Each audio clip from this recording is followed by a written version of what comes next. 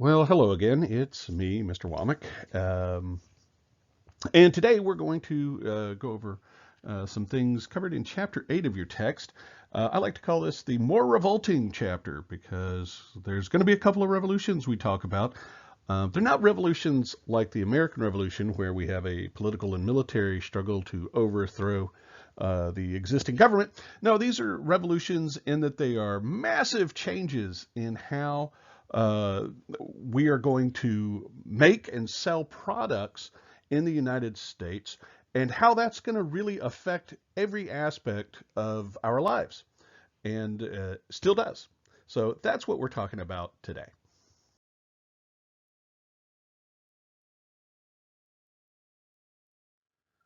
Okay, so we're going to start with an event known as the Industrial Revolution. And it's not like this just took place at one time.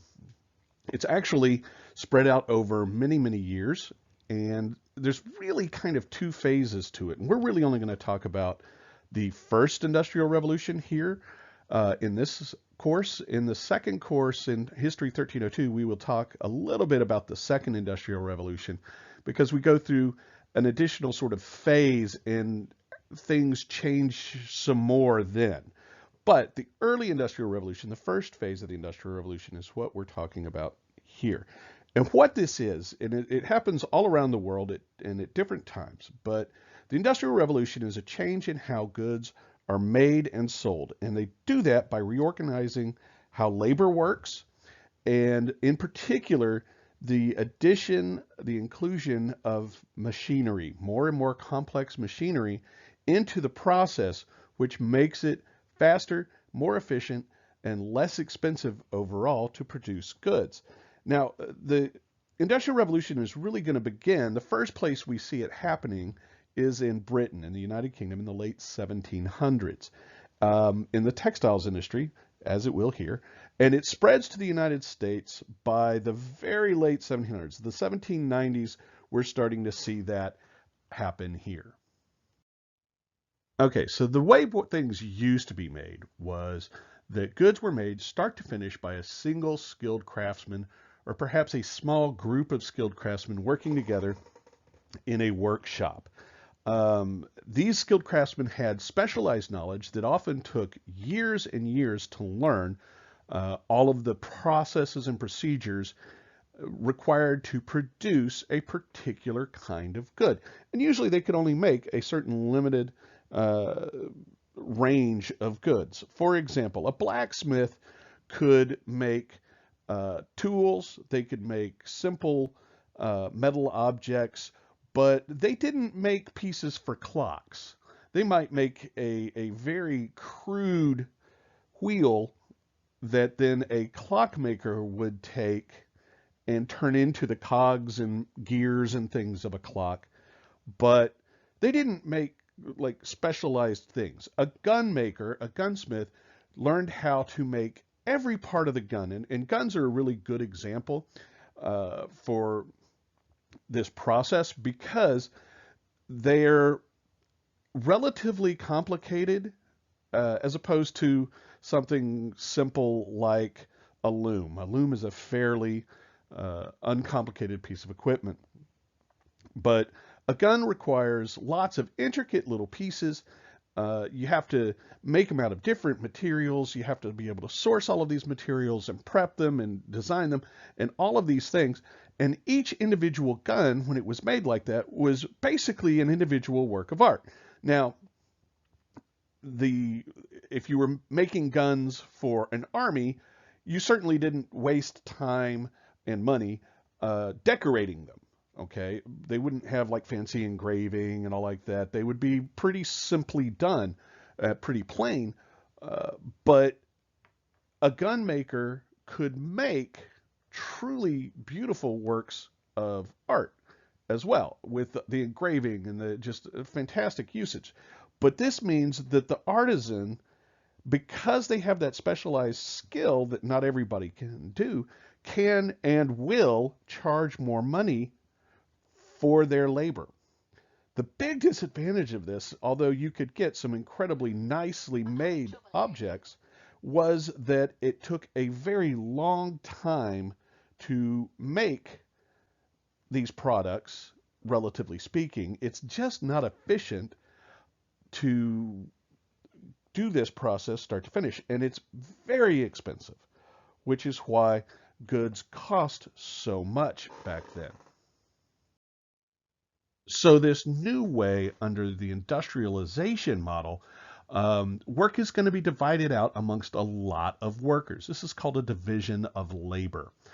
Each worker then only needs to know how to do their part, not the whole job. So more people could be taught the work. More workers increases output. Okay. It's also known as de-skilling labor because now the laborers don't have to have as much skill, as much training to do a job. That means that their individual labor is less expensive.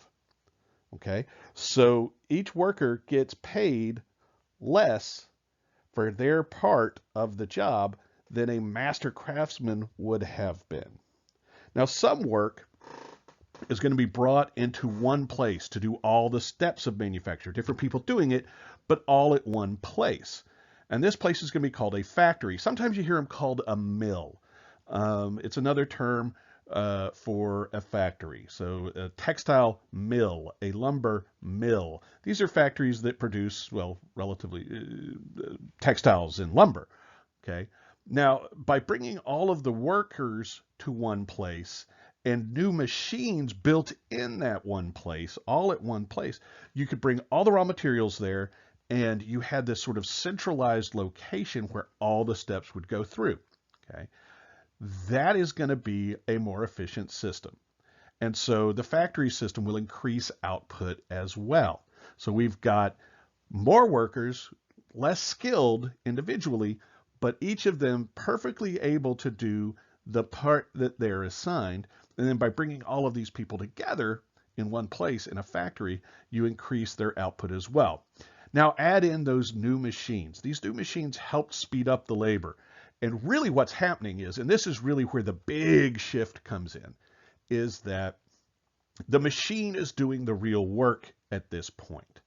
Okay, they start building machinery that creates the thing they're making. Okay, and sometimes the worker is virtually untrained. What they do is they tend the machine. And so the advantage of using machinery is that you get a more consistent product. It's not as nice a product as a perfectly hand-fitted, beautifully designed piece of art, but you can make a lot of things exactly the same very quickly. And a way to look at this is Ferrari versus Ford, which was a great movie, by the way. But Ferraris are handmade. They are individually handmade by artisan craftsmen. It's one of the reasons why they're so blasted expensive. Okay, each individual part is hand fitted is hand machined so that it fits perfectly. Okay, a Ford back in the days was made, and still is, but was made by machines. They punch the parts out of chunks of metal, and they're all exactly the same, but they don't have quite that custom fit perfection of the Ferrari. However, they are far, far less expensive. And now the industry this is going to begin in, and I mentioned this before, is the British textile industry, which textiles is a fancy word for cloth and the products made from cloth.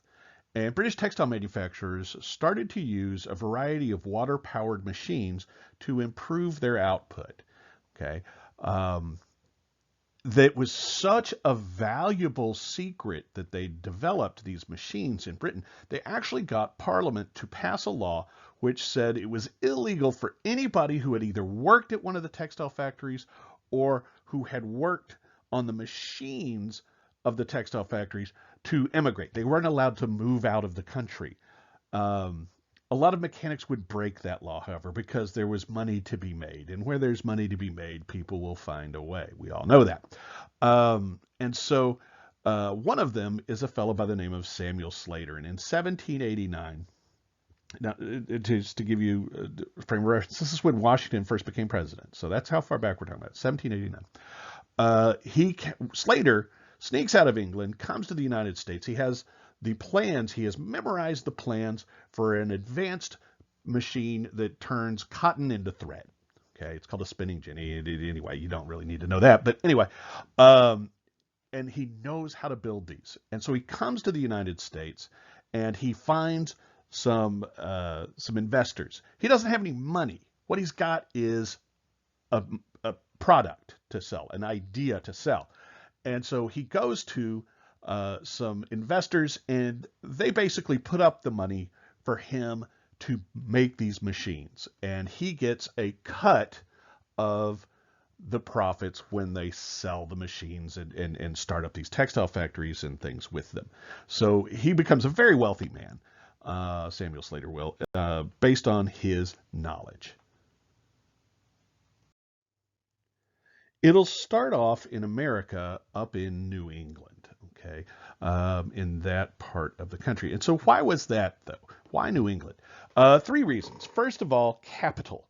Capital is cash to invest, money to put into a project in order to make more money. And New England merchants had cash. Southern planters had a lot of wealth. Most of it was not in ready cash. Most of it was in land and in slaves and in real estate and things like that. It was tied up. But New England merchants had money in hand, and so they could pay for the machinery. They could pay for the workers. They could pay for a factory to be built. They could pay for the land to put the factory on, and so on and so on and so on. Speaking of the workers, that's the second reason. Labor is available there. Farming in New England is difficult and not really profitable, and that's something we've talked about before. Remember, the soil wasn't great, the winters are long and cold, the growing season short, and what good soil there is long been taken up. So land was scarce. A lot of young people are looking for a better job than working on someone else's farm, being a laborer on someone else's land for wages, and which is really hard work. So they decide that this is a better option. Particularly fond of this sort of work were young women.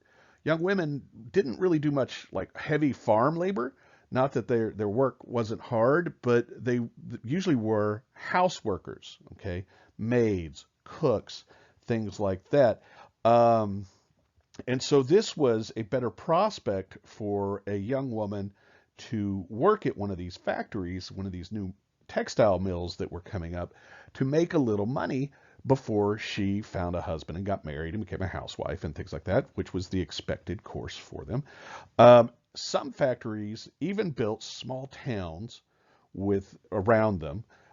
This is a system called the Lowell Mills because it was done by a fella by the name of Lowell. He created a town called Lowell, Massachusetts, where basically he had a textile mill, and he built a couple of dormitories, and he built a small school and a church and a small store and all of these things. And it was essentially all the workers were women. Now the managers were men who had to be married and who lived, they had their own homes, and they would stay in their own home with their wife and their families and things. But all of the other women that worked there were single women, and they lived in these dormitories where they had an older woman who, either a widow or just an old spinster woman, who was sort of kind of keeping an eye on things to make sure that they weren't bringing in men or drinks or anything like that. Sort of kept an eye on them like a mother hen kind of situation in order to make sure that everything stayed respectable, which was a big deal. Respectability, huge deal back in those days.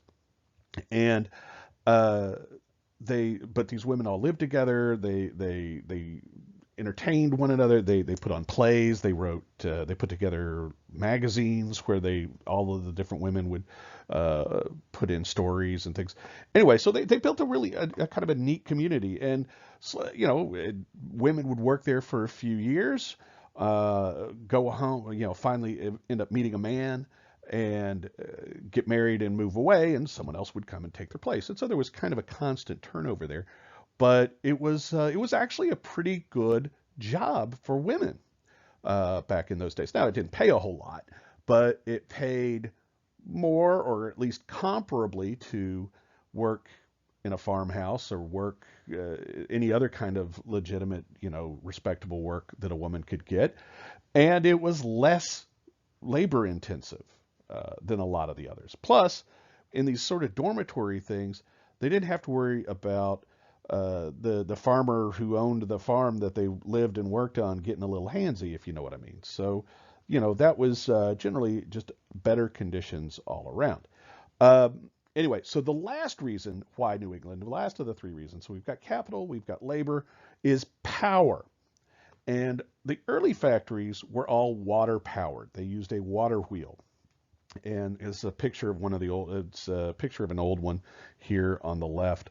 And these water wheels required a particular kind of stream. It needed to be relatively small so that it could be directed to where you wanted it. It had to be relatively fast flowing, and it had to be relatively constant so that you always had power. And so New England has a lot of this particular kind of river. The South does not. It's another reason why the South didn't get this. Even though you would think that since they're going to end up growing the cotton in the South, that'd be a great place to put these textile mills. It turns out that's not exactly how it worked out.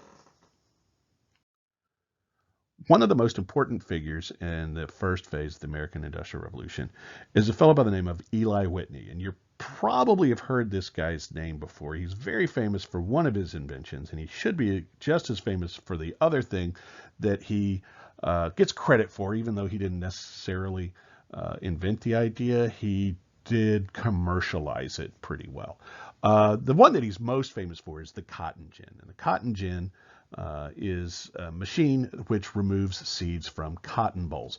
And a lot of people, when we were kids, at least down here in Texas and other parts of the South, I don't know how many of y'all did it, but when I was a kid, we had to pick cotton seeds out of a bowl of cotton when we were little in school, and it was just so that you got the idea of how difficult it was.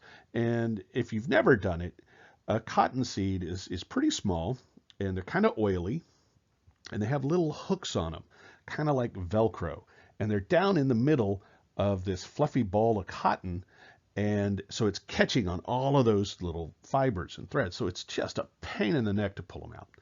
Anyway, so because of these seeds being so hard to get out of the cotton, Southern cotton had never really taken off. Although it was a good quality product once all that was done, it took so long to clean the seeds out that it was a real bottleneck in the production of cotton for the use of these new textile mills. And so it was a real issue. Okay, Eli Whitney goes and visits someone he knew down in the South for a while, and he hears about this problem, and he gives it a little think, and he designs this device. And what it does is it because it is many, many, many times faster. Like the original one he did was about 50 times faster. Because it's so much faster to remove the seeds from cotton bolls this way, it's going to create a massive boom in cotton production in the U.S. They can sell, the South at this point could sell every bit of cotton they could get out, cleaned and out. And so cotton is going to take over the economy of the South. As an unintended consequence, this is going to actually increase demand for slaves, which is unusual. Usually, when you create a machine, it decreases the amount of labor that is needed. But in this case, what happens is the cotton gin decreases the labor needed to clean out the cotton, but it creates a demand for more cotton to be grown. And so the slaves that were growing all of that cotton the number of slaves is they want to increase that, and this makes it even more economically necessary for the South to want to keep their what they call peculiar institution, that is slavery. The other thing that he does is interchangeable parts, and that's the idea that a machine uh, will make identical parts. Okay, you use a machine tools to make identical musket parts is what Whitney was working on in 1798. He gets a contract with the U.S. government to provide 10,000 muskets to the Army. And he charges a ridiculous amount for these guns, but he promises that if he can't produce them on time, and he sets a really short time frame, then he'll sell the guns for a much lower price. And so the government says, sure, we'll buy it for that, because they figure there's no way he's going to make this deadline. What they don't know is that he's got this secret. And so he has his machines stamp out each piece of complicated machine of the gun over and over and over and over and over. And he trains people to just snap them together like you're putting together Lego. And so unskilled, cheap workers then put the pieces together, which makes the gun in far less time than traditional methods and for a lot less money. And that's the big advantage of interchangeable parts. Plus, if you then need spare parts, if something breaks, then you've got extra parts that are exactly the same. Under the old system, each individual gun, the trigger on each gun was just a little bit different. And so you had to custom make each part whenever something broke. That takes more time and more effort and a skilled worker. It doesn't take a lot of time, effort, and skill to snap out one part and snap in another.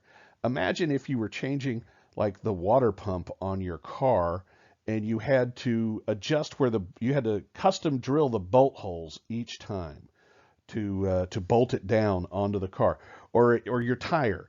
If every time you got a flat, you had to custom fit a new wheel onto your car and have it drilled precise, because if it's not right, it's not going on that hub, right? The lugs aren't going to fit. And so this way, they're all exactly the same. You just pull it off, snap it back on, all done. And it's quick, and it's easy, and it's cheap, and it's very efficient, and it makes a lot of money.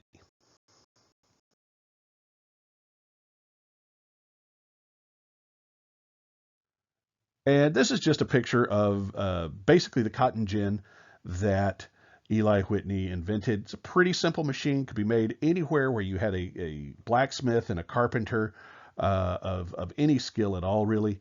And basically, you've got this little toothed cylinder that grabs the fibers, pulls it through a screen. The screen is smaller than the seeds. The fibers are not fit through the screen. The seeds don't. And you brush off the cleaned cotton. And you just turn the handle. And it's, like I said, this simple model was about 50 times faster than doing it by hand. Bigger, fancier machines that would become water-powered or steam-powered could do it even more efficiently. It's such a simple machine. Eli Whitney at first doesn't patent it. And that's a mistake, because it gets copied widely before he files for his patent, and then he doesn't make a lot of money off of it, although he did sell them. Here are some other American inventors of the era that we're talking about. William Burt invented the typewriter, which basically produces a printed document much faster than having to put the type together and print it that way, like an old block printer. Cyrus McCormick invents the mechanical reaper. This basically, it's a giant lawnmower. And what you do is it goes out, and it was horse drawn at first, and it's what cuts down the grain. So instead of having guys out there swinging those big scythes like they used to do, which is hard work and takes a lot of people and it's kind of dangerous, now you could have one or two people walk, in a horse or two, pull this thing, and you could do a field in a day rather than in a couple or 3 days. It was much faster, and you needed fewer laborers to do it. Samuel Colt will invent the revolver in 1836. There's an old saying, God created man, Colonel Colt made them equal, with the invention of the revolver. Samuel Morse will invent his code, which makes uh, the telegraph a much more efficient machine. He didn't invent the telegraph. That idea had been around for a little while. But the system that they used for it was really slow and cumbersome.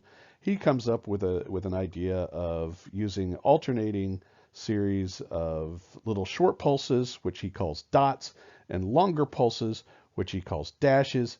And then it makes a code up to, you need no more than 4 of any of them to make any letter or numeral, and so you can transmit a message much more quickly.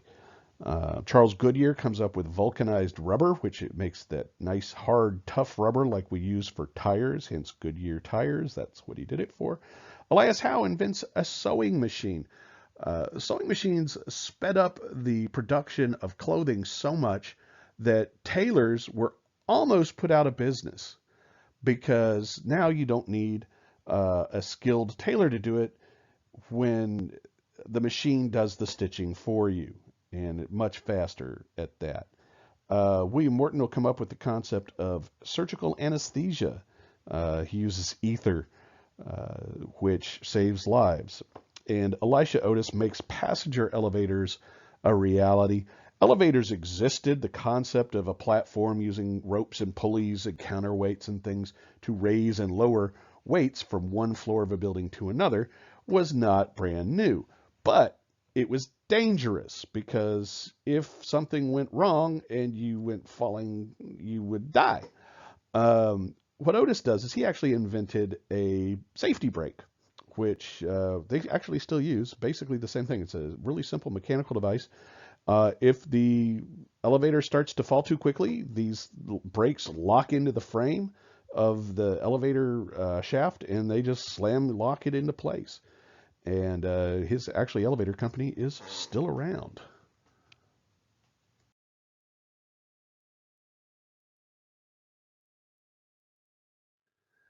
And so we're producing all kinds of new goods, and we're doing it in all sorts of interesting new ways. But now what we're going to talk about is a change in how we sell things, how goods are marketed and gotten from where they're made to who's going to use them, the consumer. And what's been happening is that Americans have been constantly and consistently moving westward ever since we've been here. In the Midwest, that old Northwest Territory up under the Great Lakes and things, new states had all joined up, and they're filling up with farmers. In the South, Missouri and Arkansas had become states, part of the slave-based plantation economy. Um, and so you have farmers consuming stuff and producing things, producing like raw materials in the West, and they've got workers in factories making goods in the East. And now what we have to do is connect them together so that both parts are working with each other for the benefit of all. Okay, and this is just a simple map of the territorial growth of the United States over time. It goes all the way from the original 13 colonies up to the Gadsden Purchase of 1853. It does not include Hawaii or Alaska, because we don't grab those things until after this course, and so they're not included in here. But anyway, it gives you a good idea of the order in which we obtained all of these things. I think this is a good idea to either print this off or just go back to it and refer to it and study it and know how the U.S. expanded. Yeah, that's kind of a hint. And so, like I said a minute ago, industry is producing more goods, mostly in New England and the mid-Atlantic, thanks to that Industrial Revolution. And farms in the Midwest are a lot more productive. But because more and more people in New England are trying to go to work in the factories, that means they're not farming, they're not growing food. Well, they could grow food really cheap out in the Midwest, where new tools are helping to do that. And so what we've got to do is figure out a way to get the products from the west to the east and vice versa. And the solution for that problem is to start building up the national infrastructure. And infrastructure is all of the roads and canals and railroads and ports and communication systems and all of these things that help tie everything together. Nowadays, we would think of that as like the interstate highways, the cell phone towers, the phone lines, the electrical power lines, and water systems, and all of that is part of our modern infrastructure. Airports and all of those things are part of our modern infrastructure. The infrastructure was a little simpler back then. They didn't have quite as many options, but they don't have much that exists. And so they've got to do something about that. And so, partly because it's driven by Henry Clay and his American system ideas, and partly just because it's obviously a good idea, the governments of several states and the U.S. federal government help to create this new infrastructure network, and they do it by giving loans and free land and all sorts of tax incentives and stuff like that to people to build them, and they encourage the building of new roads, canals, and the expansion of this new idea that's just come out again from England called the railroad. Now, the first of the great big projects is called the Erie Canal. This is a man-made waterway. It's what a canal is. It's basically a man-made river, and it's going to connect Lake Erie to the Hudson River, a distance of 364 miles. So it's a long sucker. It's completed in 1825. It took years to dig this. Now, remember, they're digging this sucker out by hand. I did the math, and it's over 615 million cubic feet of earth. That's like digging 4.25 million graves by shovel. It took a lot of people, a lot of time, working very hard to do this. And so, but they complete it. And now that connects the Midwest with New York City by water. And of course, New York City connects to the rest of the world, right? So it's a port. And water is, at the time, and really still is, if it's possible, it's the fastest, cheapest way, the most cost-effective way to transport bulk cargoes. Okay, when I'm not talking about a suitcase or a single package. I'm talking about tons of wheat, big machinery, stuff like that. That's the fastest, best way to transport that is to put it on a boat and float it.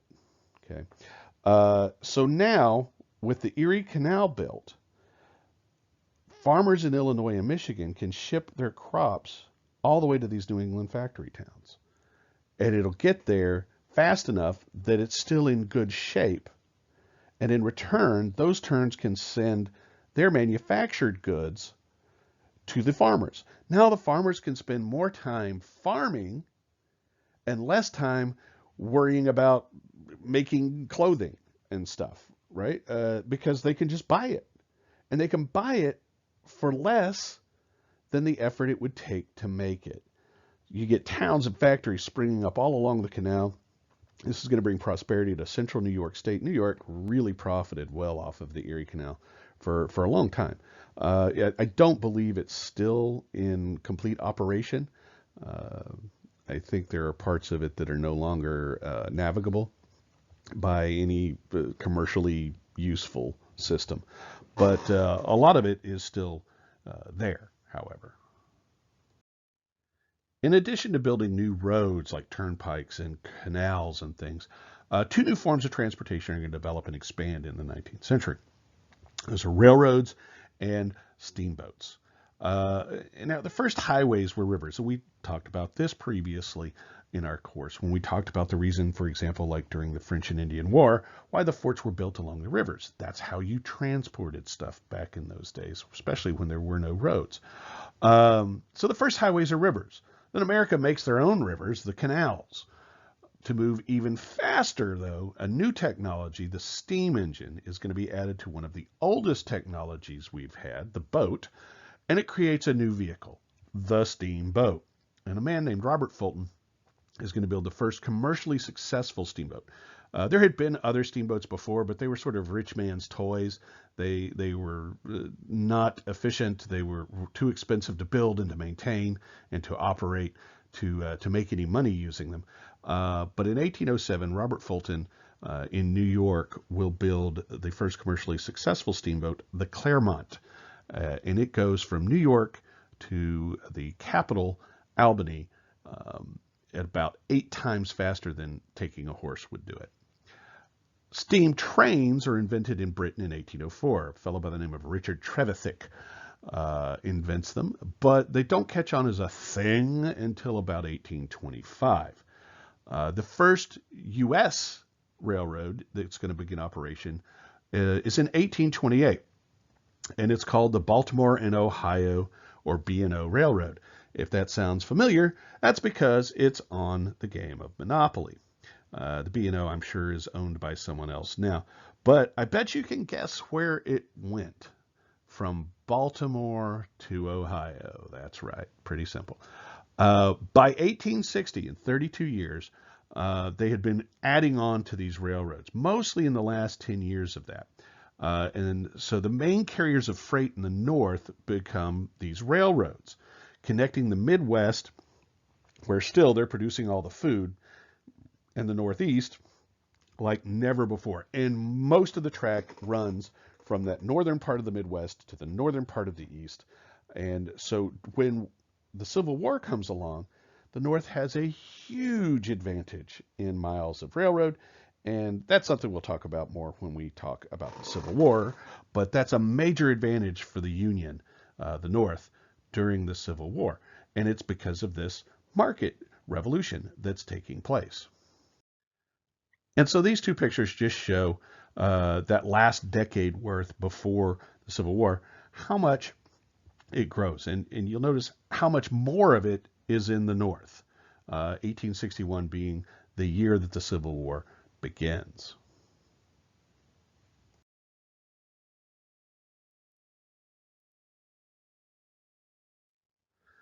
One of the effects of the Industrial Revolution is something known as urbanization, or the increase of city dwelling. And cities grow at a very fast pace in America as a result of this industrializing. Unifying those American markets allows this because now we can bring food from the western farms hundreds and hundreds of miles away and bring them to these growing eastern cities to the point where they can grow bigger than they can support themselves. That is, if they had to feed the city from just the area right around it, they wouldn't be able to do that. There's not enough farmland near the city to feed the number of people in the city. That's true of America now. It's actually been suggested that should there be a shutdown of food supply being brought to the cities, that no American city has more than about 3 days worth of food in its shops and restaurants and things. There's no more than about a 3-day supply of food to feed everyone. And so we would start running out of food very quickly if we could not bring it from far away. Anyway, that's because of these market changes and the industrial changes that helped drive them. So cities can bring in as many workers as they need now because they can bring food in to feed them. That means more factories are going to spring up in the towns of the Northeast, which means more people are going to go to the towns, which are then going to grow into cities, and therefore they're going to have more work to be done, and then more people show up, and it sort of feeds into itself. And small towns start to become true cities, and the already existing cities like Boston and New York, Philadelphia, and places like that, they get even bigger than they had been. Now let's talk about social class for a few minutes. Americans had always had sort of notions of class, right? If you came from a notable family, that was a thing, old money and things. Uh, but people of all classes typically still mingled publicly. Now, we talked about deferent societies and things back in the colonial era, and to a degree that still exists, but you still saw planters going to the same shops and stores as poor yeoman farmers. You saw the wealthy merchants going to the same taverns as the shoemakers and the guys that unloaded the boats. They worked together. They lived in proximity. They wore similar clothing. Of course, the wealthy people's was of a higher quality. They may have had better cloth or whatever, but the kinds of clothes they wore were pretty much the same. They went to the same churches. They did the same. It's all very Republican, very egalitarian. And the Industrial Revolution and the huge amount of wealth that that puts in the hands of a small number of people is going to change that. And what we happen to see is essentially three distinct classes based on economic success, because that's how we base our social classes here in America, and pretty much always have, is that we start to see those appearing. And that they begin to, for the first time, this is the change, they begin to segregate themselves from one another, where the very wealthy don't do things that the poor or the middle class will do. And this is a big challenge to America's Republican ideals, these ideas of egalitarianism, of equality that we've espoused for a long time. And now they're being challenged again in a new way. Of course, they'd always been challenged. Women weren't being treated equally, of course. Minorities weren't treated equally, of course. What with slavery still existing and everything. But just even the notion of it amongst white men who had always sort of been, well, okay, we're all white men, that's changing. And that's yet a further challenge to these ideals that we say we believed in. And so the top of the heap, we call these folks the business elites. It's about the top 10% of American families. They held about 40% of the wealth in 1800, but 60 years later, thanks to the Industrial Revolution, that's going to increase to nearly 70%. These folks are at the very top of the social order. Government tax policies helped them a lot. There were no, for example, estate taxes. There were no income taxes. They usually didn't tax investments or real estate. And these are all the things that the wealthy have their money tied up in. And then when they die and they pass it on, all of it goes to the kids. And so they start off with a heck of a leg up, right? And so they just take that money and then they grow it some more and so on and so on. And so some of these families become very, very wealthy. And I don't know if you've ever heard the phrase "keeping up with the Joneses," meaning that you're trying to do everything that the prominent families around you are doing. That actually comes. There's actually a family from Boston called the Joneses, the Jones family, and they were richer than God, and everybody wanted to be like the Joneses. And so if the Joneses had this, then everybody else that wanted to pretend to be of that same level of quality bought the same things. The wealthy, especially in the cities, begin to set themselves apart.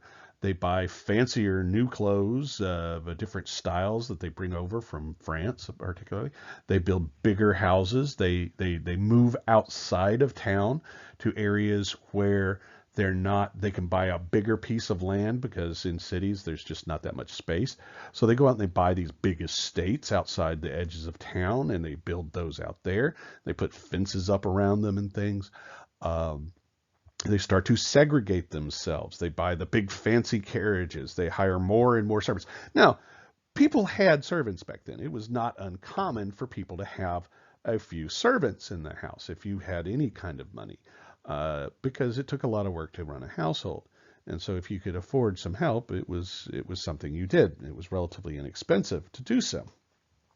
But these people are building huge, immense houses, and they have to have a huge staff of workers to deal with it. If you've ever seen Downton Abbey, think that, but even bigger. More staff at any rate. The women will stop socializing with the less wealthy. Matter of fact, the women will stop socializing a lot. They end up being more insular. They tend to stay at home more. Uh, Although they will attend balls and parties and the theater and things, sort of artsy, hoity-toity sorts of things, with all their other rich friends and family.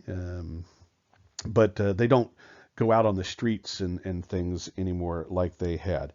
The men no longer work beside their employees. Now they work in an office, or even sometimes are starting to run the business from home.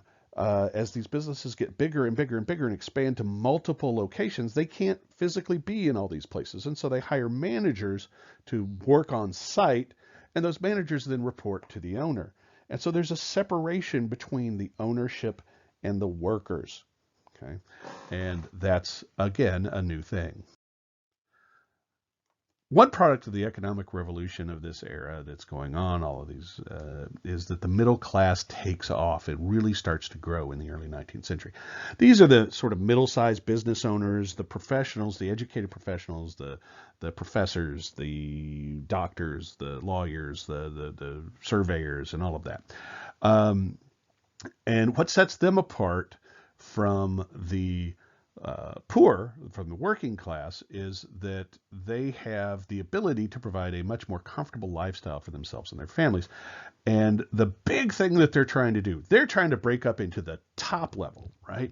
And so to do that, they've got to be, they feel like they have to be respectable. And this means that, at least outwardly to everyone else, they need to look like they are the very picture of moral and mental discipline, that they have a massive work ethic, which they then tie into this social order of I'm hardworking, I'm thrifty, I'm clean, we go to church, we don't air our dirty laundry in public. As a matter of fact, we don't have dirty laundry. Of course, everybody does, but they certainly didn't want anybody to know anything about it. You didn't cause a scene. Your children were very well behaved in public, and as they got older, they just sort of followed along with what was expected of them, right? They certainly wouldn't be caught out slumming or anything like that. In social mobility upwards, the idea is that we're going to move upwards through hard work, discipline, and living a clean, moral life. And this self-made man image becomes sort of the archetype for being a success, right? Even though people thought of old money, families who had had wealth for a long time, as being more sophisticated and classier, that didn't mean that people who weren't that didn't want to become self-made men and took pride in that they had made their way up rather than inheriting it. And so they sort of both kind of look down on their noses at each other. The middle class that's rising into the wealthier class, they sort of look down their nose at the old money as well. You got your money the easy way. I had to fight and scrape for it. And the old money said, yes, but your money can't buy class. And so they sort of were snobby towards one another, actually. Another new social class that's starting to develop is the urban working class poor. There really had never been that many of them before. Now, that doesn't mean that people weren't poor. There were, of course, plenty of poor people, but they didn't have, most of the poor were unskilled people who didn't really have any jobs or things like that. And they kind of went from job to job to job to job, right? This is a different thing. By 1840, the Jeffersonian dream, the old Jeffersonian dream of a republic of yeoman farmers and artisan Republicans, was pretty much dead in the water. Half of all white workers and all of the slaves, of course, worked for someone else. Now, the white workers were working for a wage, but they became dependent on those wages. If anything happened to their wage coming in, they were in dire straits. As more and more people start crowding into cities looking for work, they moved into cheap housing, and they live in some pretty appallingly bad circumstances. I'll show you this in just a second. Worked for low wages and really find themselves kind of stuck in a situation where they're unable to improve their situation. And it just becomes a cycle of poverty. Now, because of that, a lot of workers looked for ways to relieve their problems, and a lot of them looked into a bottle.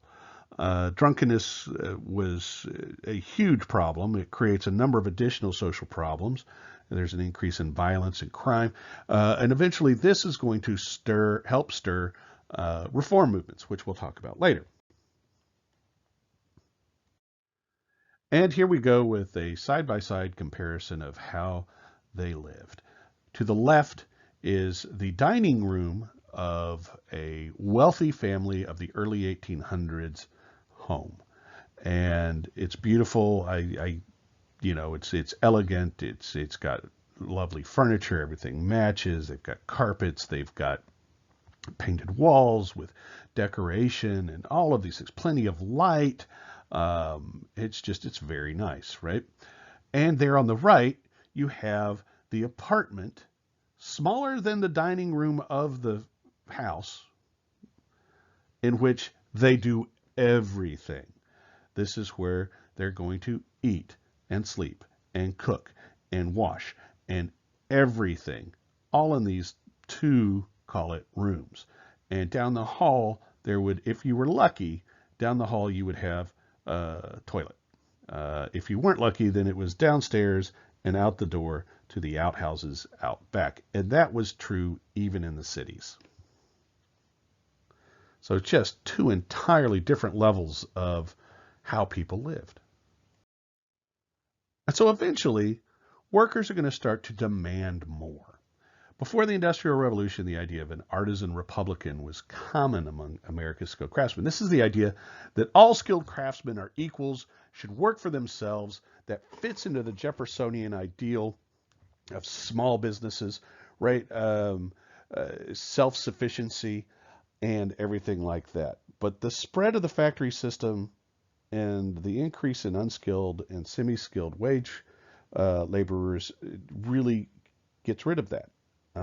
The artisans, unless they're just really the best in creating like luxury items for the wealthy, they go away. They can't compete with the prices and things of price and availability of the factory made items. And so you start to see a differentiation between them. And you get a class division appearing between the wage workers and the craftsmen that had never existed really before.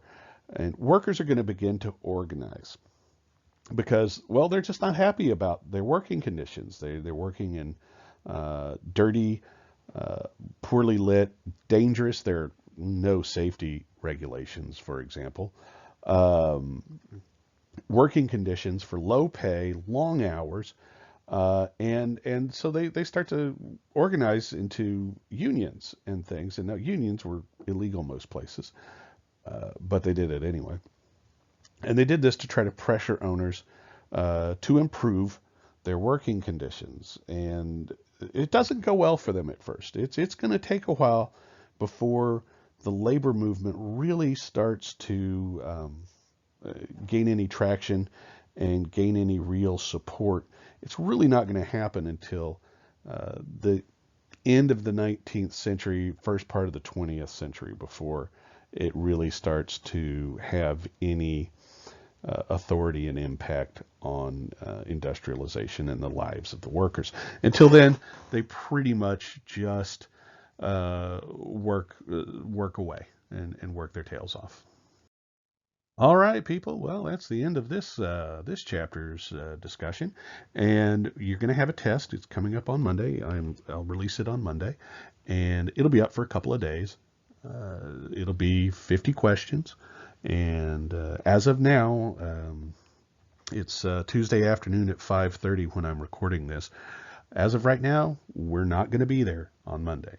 We are still under the until further notice, we're closed, and I haven't had any further notice.